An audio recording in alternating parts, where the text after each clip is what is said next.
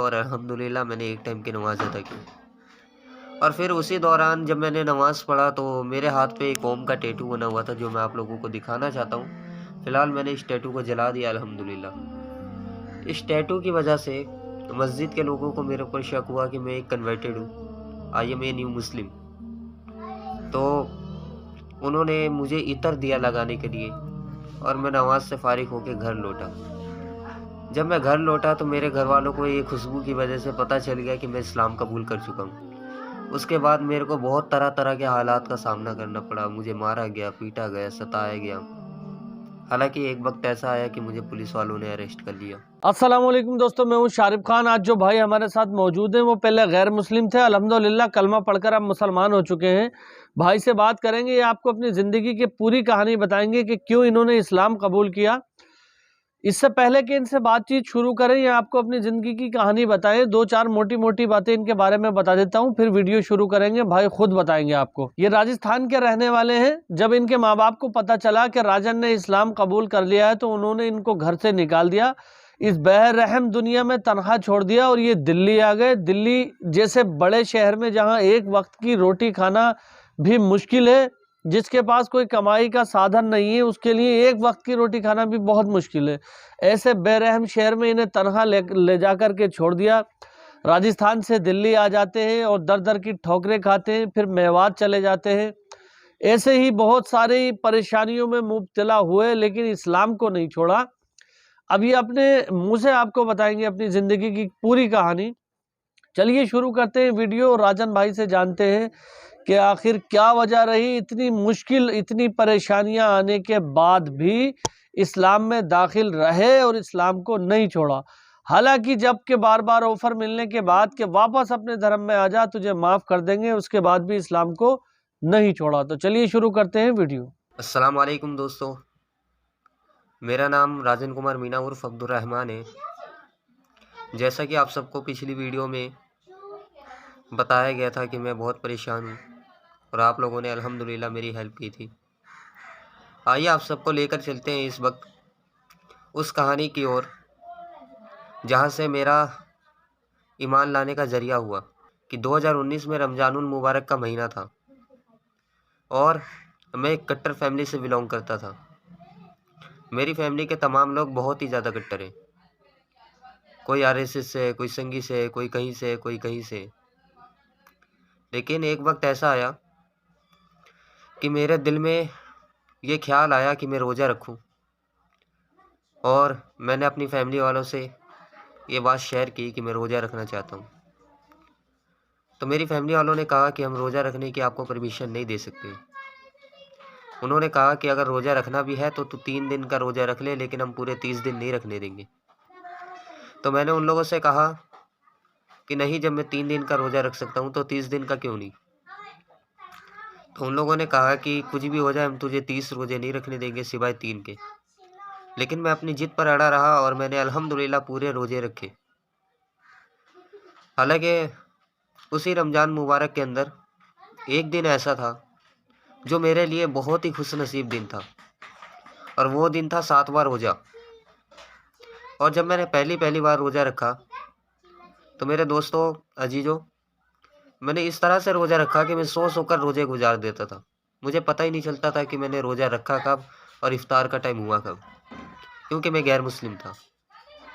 लेकिन उसके बावजूद अल्लाह रब्बुल आलमीन ने मुझे ईमान के लिए चुन लिया, अपने दीन के लिए चुन लिया और अल्हम्दुलिल्लाह आज मैं एक मुसलमान हो गया। आज मैं एक ईमान वाला हो गया। उसका रीज़न ये था कि 7वां रमज़ान का जो रोज़ा था, उस दिन मुझे दोपहर 2 बजे के टाइम एक ख्वाब आया और ख्वाब में मैंने ये देखा कि या तो आज मैं मर जाऊंगा या आज मैं नमाज़ पढ़ लूँ।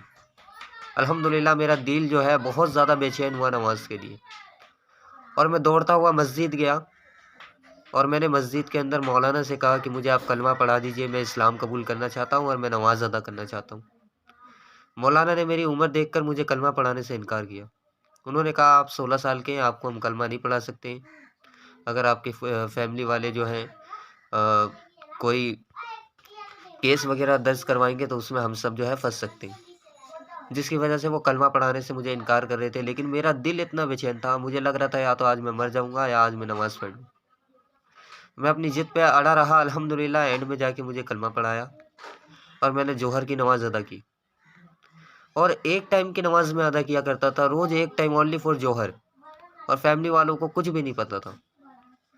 लेकिन हुआ ये कि एक वक़्त ऐसा आया कि फ्राइडे था और फ्राइडे के बारे में मुझे इल्म नहीं था, और मैं मस्जिद गया। अल्हम्दुलिल्लाह मेरे घर वालों ने मुझे मस्जिद में जाने से पहले अपनी अम्मी को खाना देने जाने के लिए कहा ड्यूटी पे, और मैंने उन्हें इनकार कर दिया क्योंकि मुझे नमाज़ की फ़िक्र थी कि मेरी नमाज़ ना छूट जाए, क्योंकि मुझे कुछ नहीं आता था। मैं लोगों के संग खड़ा होकर नमाज़ें अदा किया करता था, और मैं उनकी बात को इनकार करके मस्जिद चला गया और अल्हम्दुलिल्लाह मैंने एक टाइम की नमाज़ अदा की। और फिर उसी दौरान जब मैंने नमाज़ पढ़ा तो मेरे हाथ पे एक ओम का टैटू बना हुआ था, जो मैं आप लोगों को दिखाना चाहता हूँ।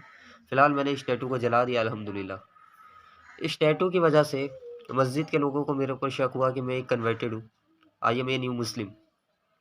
तो उन्होंने मुझे इतर दिया लगाने के लिए, और मैं नमाज़ से फ़ारिग होकर घर लौटा।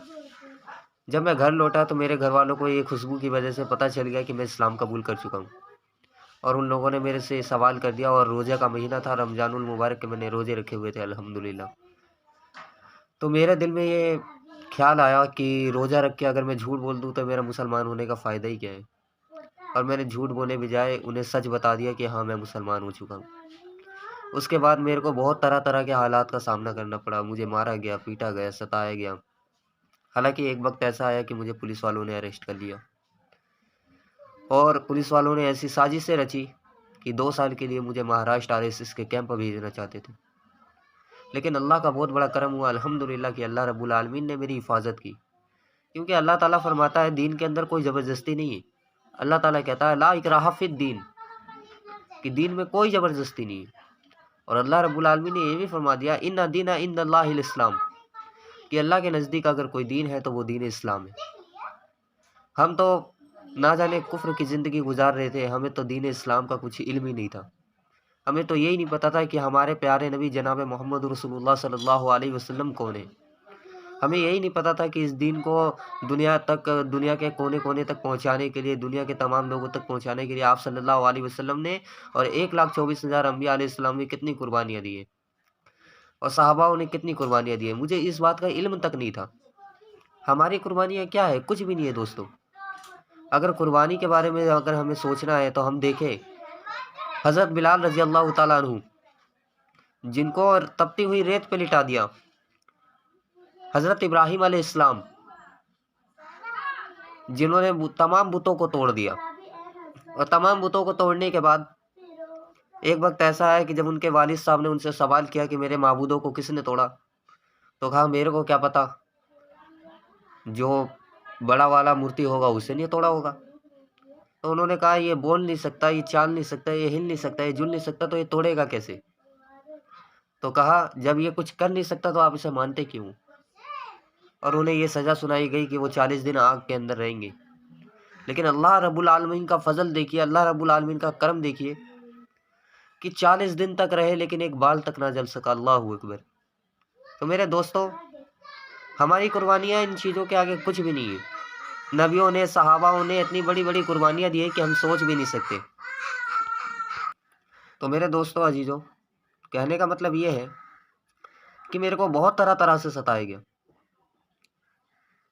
और मेरी कुर्बानी सहाबा और आप सल्लल्लाहु अलैहि वसल्लम और तमाम नबियों के आगे कुछ भी नहीं है।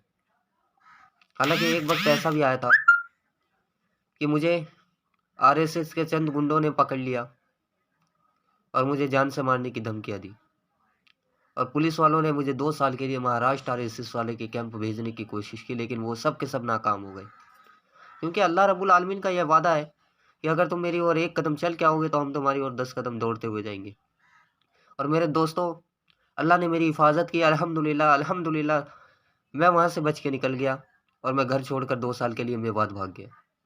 मेवात में रह के 2 साल या 1.5 साल वहाँ पे मैंने दीन सीखा, और उसके बाद अल्हम्दुलिल्लाह मैंने दीन को सीखने के बाद, समझने के बाद अल्लाह के रास्ते में वक्त लगाया, और इस्लाम की हकीकत को जाना, और इस्लाम की हकीकत के बारे में पढ़ा, और इस्लाम की हकीकत की स्टडी की। और अल्हम्दुलिल्लाह आज मेरा ईमान अल्लाह रब्बुल आलमीन ने इस तरह से बना दिया है कि अगर मेरी जान भी चल जाए तो मैं ईमान को नहीं छोड़ सकता। मेरे अजीजों, अल्लाह रब्बुल आलमीन ने मुझे पुलिस के केस से बचाया, आरएसएस के कैंप जाने से बचाया और जो संगी गुंडे हैं उन सभी से बचाया। हालांकि वक्त ऐसा था कि कोई मेरे को पिस्तल दिखाता था, कोई बड़े बड़े चापर दिखाता था कि तुझे जान से मार दूंगा, तू इस्लाम छोड़ दे। लेकिन मैं अल्लाह का जिक्र करता रहता था, और अगर अल्लाह का जिक्र नहीं आता मेरी ज़ुबान पे तो मैं कलमा तैयब ला इलाहा इल्लल्लाह मुहम्मद रसूलुल्लाह पढ़ा करता रहता था कि अल्लाह के सिवा कोई माबूद नहीं है और मोहम्मद सल्लल्लाहु अलैहि वसल्लम अल्लाह के रसूल है। और अल्हम्दुलिल्लाह अल्लाह रब्बुल आलमीन ने मुझे इन तमाम परेशानियों से निकाला, तमाम परेशानियों से निजात दी। लेकिन अब मैं अल्हम्दुलिल्लाह कुछ साल पहले ही तकरीबन मेरे को 1 साल हो चुके हैं, मैं 18 साल का हो चुका हूँ और मैंने कोर्ट से अपने आप को वेरीफाई करवा लिया। कोर्ट जाके अपना कन्वर्जन सर्टिफिकेट इशू करवाया और गज़ट नोटिफिकेशन कोर्ट के थ्रू मैंने ले लिया अल्हम्दुलिल्लाह। अब लीगली तरीके से मेरे को लीगल फुल सपोर्ट है अल्हम्दुलिल्लाह। मेरे को कोई इस तरह से अब परेशान नहीं कर सकता है, अल्लाह का शुक्र है। लेकिन उसी के बाद मैं अल्लाह के रास्ते में निकला और अल्लाह के रास्ते में जाने के बाद अल्हम्दुलिल्लाह एक खातून से मेरा निकाह हुआ, जिनके मम्मी और पापा नहीं हैं, अम्मी अब्बू नहीं हैं। और निकाह होने के बाद मैं अल्हम्दुलिल्लाह काम कर रहा था, लेकिन एक वक्त ऐसा आया कि काम वाम सब बंद हो गया और मैं बहुत ज़्यादा परेशान हो गया। रूम के रेंट तक का मेरे पास पैसे नहीं थे देने तक के। तो मैंने एक वीडियो बनाया और राह जन्नत चैनल के थ्रू अल्हम्दुलिल्लाह आप लोगों ने मेरी हेल्प भी की। वो मसला अल्हम्दुलिल्लाह मेरा हल हो चुका है। अल्लाह का शुक्र है, आप लोगों को अल्लाह रब्बुल आलमीन बहुत बहुत जज़ाए खैर दे और आप लोगों को जन्नतुल फिरदौस नसीब फरमाए। आप सब के तमाम कबीरा सगीरा गुनाहों को माफ़ फरमाए और मुझ जैसे इंसान के भी तमाम कबीरा सगीरा गुनाहों को माफ़ फरमाए और अल्लाह रब्बुल आलमीन हम सबको नेक रास्ते में चलने की तौफीक अता फरमाए। अल्लाह ने अल्हम्दुलिल्लाह मेरा ये मसला हल करवाया आप लोगों के ज़रिए। अल्लाह ताला आप सबको इसका अजर देगा इंशाअल्लाह। तो उम्मीद करता हूं दोस्तों आपको बहुत कुछ सीखने को मिला होगा राजन भाई से। इन्होंने अपनी ज़िंदगी में जितना स्ट्रगल किया और अभी भी ये कर रहे हैं, माशाल्लाह बहुत ही अच्छी बात है। और इनकी ज़िंदगी की एक एक दुख और तकलीफ़ के बदले अल्लाह ताला इनको जन्नत में इसकी जज़ा देगा। ऐसा हमारा यकीदा है कि अल्लाह हर वो चीज़ इनको देगा जन्नत में जो इनके ऐशो आराम में काम में आएगी। माशाल्लाह अल्हम्दुलिल्लाह, ऐसा इंसान जो दुनिया की परेशानियों को गुजार के अल्लाह की रस्सी को मजबूती से पकड़े रहता है, ऐसे इंसान को अल्लाह क्या देगा ये तो अल्लाह ही जाने। माशाल्लाह बहुत ही प्यारी और बहुत ही अच्छी चीज़ इन्होंने कही कि इस्लाम में दाखिल होना ही सबसे बड़ी नियामत है।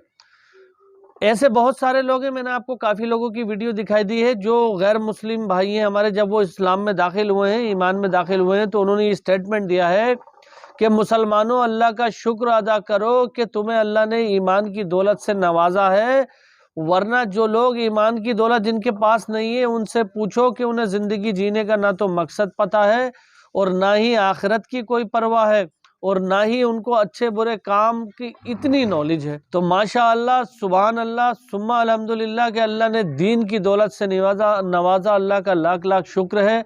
आप लोग भी अल्लाह का शुक्र अदा करो कि चाहे पैसा नहीं हो, परेशानी हो, दुनिया का कोई किसी भी हालात में हम सब जी रहे हों, हर तरह का आदमी होता है दुनिया में, ना ही सब अमीर होते हैं ना ही गरीब होते हैं। ये तो ज़िंदगी का फ़लसफ़ा है, चलता रहता है। तो उम्मीद करता हूँ कि वीडियो अच्छी लगी होगी। अगर वीडियो अच्छी लगी हो तो चैनल को सब्सक्राइब करके बेल आइकन पर ऑल का बटन सेलेक्ट कर देना। इंशाअल्लाह ताला इसी तरह की और बेहतरीन वीडियो के साथ आपके सामने हाजिर होऊंगा। तब तक अपने भाई को इजाज़त दीजिए, दुआओं में याद रखना। खुदा हाफिज़।